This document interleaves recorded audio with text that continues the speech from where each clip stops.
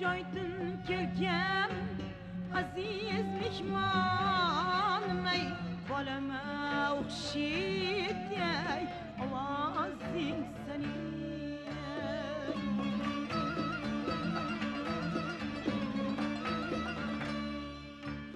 tez xabarin bergin chiqmasdin jonim ey bolama o'xshayday ovozing sening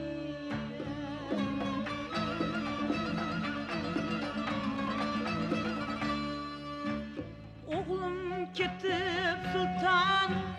boshim horildi o'g'limni ko'rmakka ko'ngil zorildi yig'lamoqdan ikki ko'zim ko'rilgan bolama o'xshayday ovozing sening g'ariba o'xshaydi bolam nolishing sening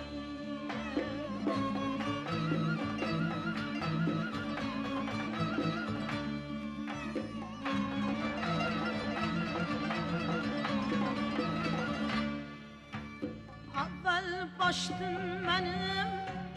yozim ketdir ko'limdan o'rdagim g'ozim ketdir qo'ynimdan ayrilib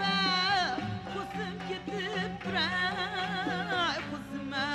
o'xshaydi bolam ovozing sening g'ariba o'xshaydi bolam nolishing sening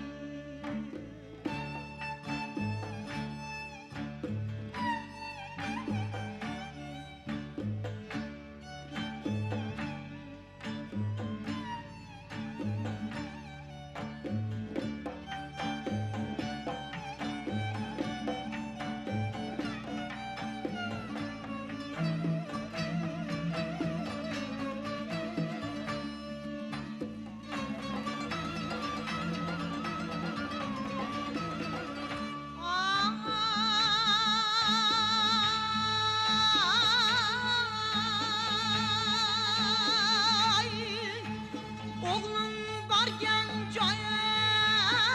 sen ham borsan o'g'lim bilan so'zsiz suhbat quribsan yo o'g'limsan yoki o'g'limni ko'ribsan ey bolama o'xshayday ovozing sening g'ariba o'xshaydi bolam nolishing sening o'g'lim borgan joyi sen ham boribsan o'g'lim bilan so'zu suhbat quribsan